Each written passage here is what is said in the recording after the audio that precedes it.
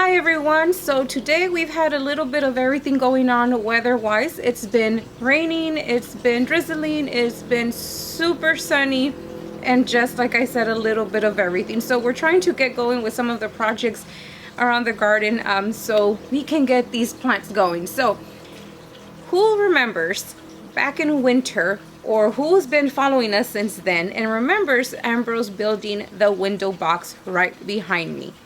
That's what we're doing today. We're gonna finally go ahead and fill it up with all these plants that we have just been gathering through winter and planning on buying, and you guys know how it goes. So that's what we're doing right now. So we're gonna go ahead and fill in the window box with some soil, with some potting soil, and then we'll get talking about the plants.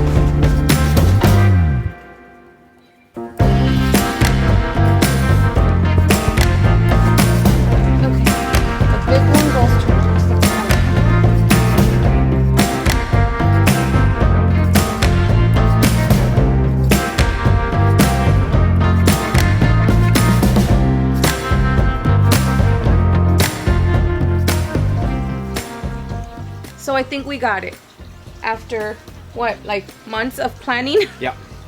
Towards the end, we're still trying to figure out which one should go and what plant or so. Anyways, we're gonna go ahead and talk a little bit about the plants before we get them in. We'll see how we do that right now, then we'll let y'all know what we were kind of back and forth going about. Okay, so you want to show them something you ordered for, like, I don't know how long through winter you had in your lights. What is it in your grow room? Yeah, I had it in the grow room. So this is a strawberry begonia. It's a saxifraga. Now this guy grows. It has some pretty big leaves once it gets planted in, and it grows like a strawberry plant basically. So you see all these are runners that will actually run out, and they'll produce more just like strawberries. But this is one of the plants that we wanted to put in there as a spiller. We couldn't find it anywhere else, so we had to order this guy just to have it go back to what we wanted in this window box here. And this can be an indoor plant as well. Can be an indoor plant. Yeah.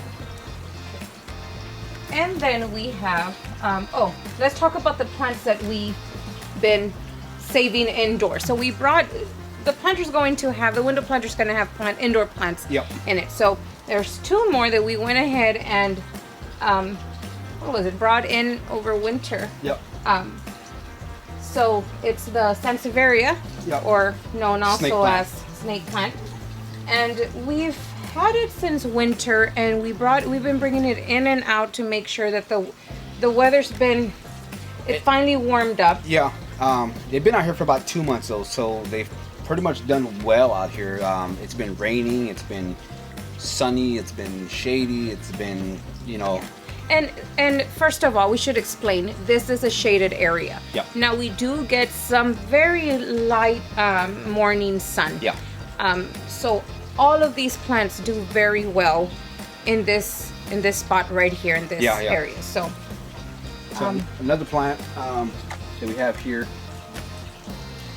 is called a Sonic White New Guinea impatient. Now this is a bigger impatient. Angie wanted back here to kind of. So the purpose for this one right here, it has bigger blooms just to break up against this other one that I'm adding, which is the Rockapulco White impatient. So I want a lot of white. I want a lot of it to be draping over here, but I want for there to be some type of different textures within leaves and flowers. So that's why we went with those big ones for back there, and then the small ones towards the front. Yep.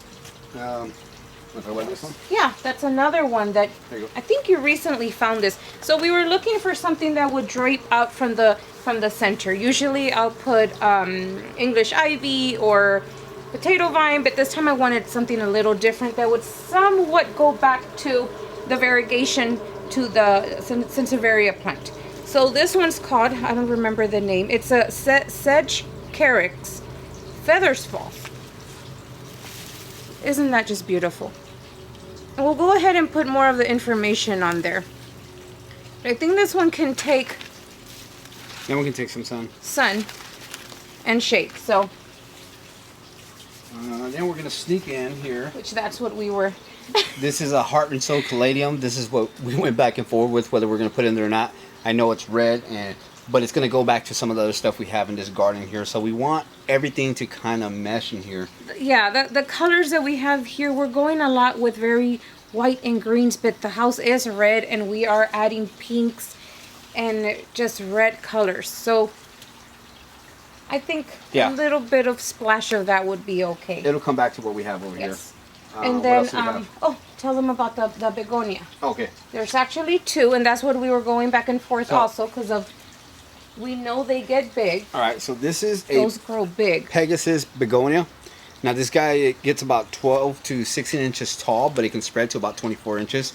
Normally in a window box, we would just use one because they do get pretty big, but this is a huge window box. It's a double window, so we're going to stick two in there. And that's what I'm going back and forth. So that's what we were kind of wondering whether we should put or not, but I think two's going to be fine. I wanted to try one. We have not a lot of plants, so we're not really stuffing it, so we want to get rid of some of that negative space, and I think these will grow out to fill in that space. And it's already got some flowers, which is kind of cool because I didn't read anything about this one flowering, but there you have it. Yeah, it's I didn't know flowering. it flowers. And the speckling on the leaf is absolutely gorgeous.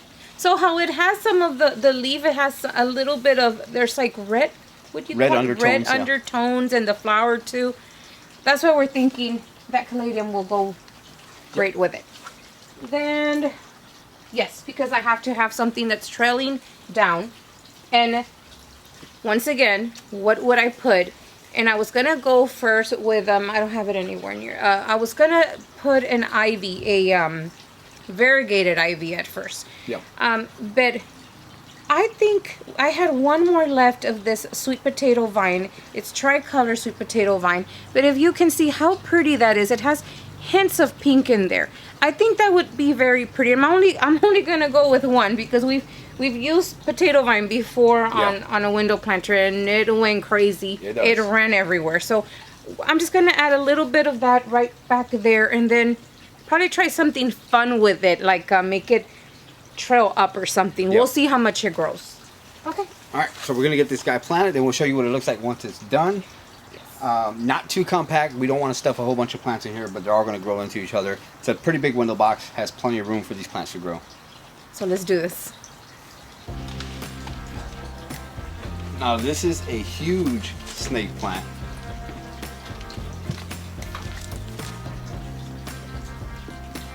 So every single time we plant, we never, we forget how much different it is once the plants actually go into the soil. It starts taking its shape. Oh!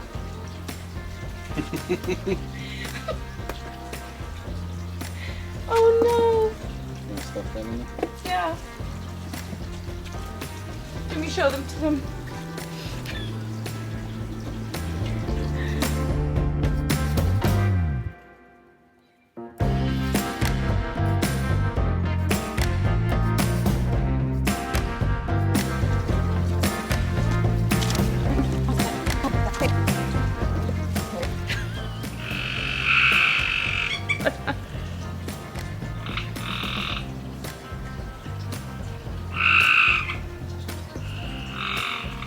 We will wait for the frogs to finish communicating.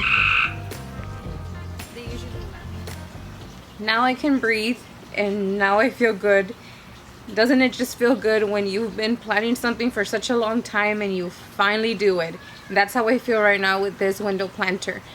So let's go ahead and talk to you a little bit about why I did what I did with especially the Sansevieria and why there's only two on that side and why I didn't center it. So let me move to this side. So the reason I did that is because I want to see the Sansevieria take a form, a shape of, I'm going to say just like a bouquet of its foliage right here. And I want to go ahead and have the begonia mount and grow. I know they're going to get big, so I want that to mount, and I kind of want it to have this pretty draping down effect. And I do plan to do something really pretty with the potato vine if it grows the way I'm hoping that it does, towards the back right here, later on trailing it by the window. That way the pink of the potato vine can go back with the other colors of the rest of the plants. So I'm really happy with everything. I do like that we added caladiums in there. I think another thing that I wanted to talk to you about was why so much variegation. Right here we have a variegated tree. We have so many different types of variegated plants in here. What I did was use like the impatiens that have a little bit more of a darker leaf, and the sizes are different, just to add a little bit of more dark green. But the reason I wanted it to have variegation is because this is the most shaded area in our garden, and a lot of times those dark areas just become lost in a garden. I didn't want this area to be that way. I wanted to have a spotlight, and I thought it would be a great idea to have a lot of variegation, a lot of different textures, a lot of different types of foliage to make it pop in this area right here. And I thought it would be so fun to be looking out the window and see all these plants, especially the indoor plants now that made it out here. So that's another fun thing. A lot of these plants I'll be able to take back in, like the strawberry begonia and the Pegasus begonia, as well as the caladiums, and also the sansevierias. Those are all plants that I can go ahead and take in coming late fall as the temperatures start to cool off. You know, it gets too cold for these guys, and we can go ahead and take them in, and I can have indoor plants once again to enjoy. They take a little break from being indoors, and right now, honestly, with everything that we're doing outdoors, I want to enjoy the garden outside.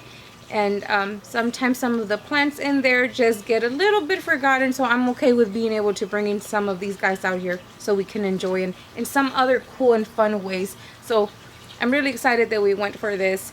And with time we'll go ahead and be showing you more pictures, and like I've always told everybody, go ahead and follow us go see what we're doing on Instagram and Facebook, because we're always posting so many pictures of every single thing that's happening in the garden. And for sure y'all be seeing how this is going to turn out. I'm going to be doing more videos on this little area here, because I'm really excited for window boxes. Window boxes for me are, I always say, they're a garden within a garden. And for us, having a small garden is very important, because it's a way that I can bring other different plants into maybe a soil that I can work into, or I can dig into. I can just add more plants and just try many very different things. So that's why it's so much fun for us to add window boxes. Okay guys, so I hope you enjoyed it, and thank you very much for hanging around. Bye.